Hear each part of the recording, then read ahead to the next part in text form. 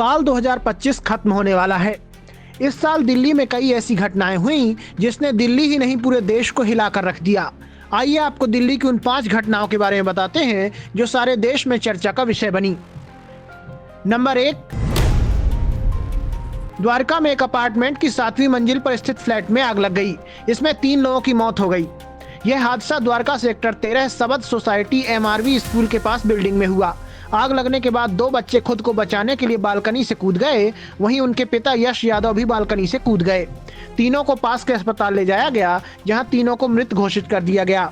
यश यादव की पत्नी और बड़ा बेटा आग से बच गए और जीवित हैं।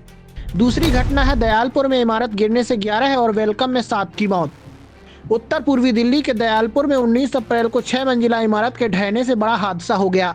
इस दिल दहला देने वाली घटना में 11 लोगों की जान चली गई, जिनमें एक ही परिवार के 8 लोग शामिल थे।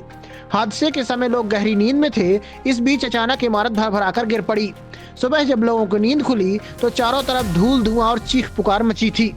रेस्क्यू टीमें दिन भर मलबे से दबे लोगों को निकालती रहीं। 22 लोगों को मलबे से निकाला गया था, जिनमें से 11 घायलों का GBT अस्पताल में इलाज हुआ। वहीं उत्तर पूर्वी दिल्ली के वेलकम स्थित जनता कॉलोनी में 12 जुलाई की सुबह एक 4 मंजिला इमारत ढहने से 2 बच्चों समेत 7 लोगों की मौत हो गई, जबकि 8 लोग घायल हो गए। इमारत के मालिक, उनकी पत्नी, 2 बेटों और 2 अन्य लोगों के शव मलबे से निकाले गए और उन्हें GBT अस्पताल भेजा गया। तीसरी घटना है लाल किला ब्लास्ट। 10 नवंबर को लाल किला मेट्रो स्टेशन के बाहर हुए कार बम धमाके ने दिल्ली ही नहीं पूरे देश को दहला दिया। इस धमाके में 15 लोगों की जान चली गई, जबकि करीब 32 लोग बुरी तरह जख्मी हो गए। बम धमाका इतना जबरदस्त था कि उसकी आवाज को कई किलोमीटर दूर तक सुना गया। धमाके से आसपास के वाहनों के परखच्चे उड़ गए।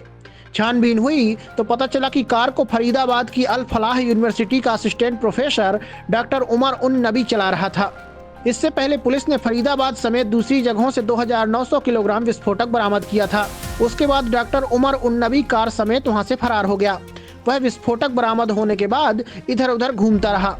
बाद में उसने दिल्ली पहुंचकर अपनी कार समेत खुद को बम से उड़ा लिया। इस मामले में डॉक्टर मुजम्मिल गनई, डॉक्टर शाहीन सईद और डॉक्टर आदिल समेत कई अन्य लोगों को गिरफ्तार किया गया। इस धमाके के पीछे पाक आधारित जैश-ए-मोहम्मद और अंसार गजवत उल हिंद का हाथ होने की बात सामने आई। मामले की NIA जांच कर रहा है। चौथी घटना है ISIS के आतंकी मॉड्यूल का भंडाफोड़। दिल्ली पुलिस की स्पेशल सेल ने अक्टूबर में ISIS से जुड़े एक आतंकी मॉड्यूल का भंडाफोड़ किया। पुलिस ने दक्षिणी दिल्ली से 2 आरोपियों को गिरफ्तार किया। आतंकियों का दीपावली से पहले एक बड़े संभावित हमले का इरादा था। आतंकियों से पूछताछ में पता चला कि दिल्ली समेत देश के अन्य राज्यों में बम धमाका करने की योजना थी। जांच के दौरान आरोपियों के पास से आतंकी विचारधारा से संबंधित साक्ष्य, डिजिटल डिवाइस व संदिग्ध ऑनलाइन सामग्री बरामद की गई। शुरुआती जांच में यह बात सामने आई कि आरोपी कट्टरपंथी विचारों से प्रभावित थे, सोशल मीडिया प्लेटफॉर्म के जरिए संपर्क में थे। नेटवर्क से जुड़े अन्य लोगों की तलाश की जा रही है।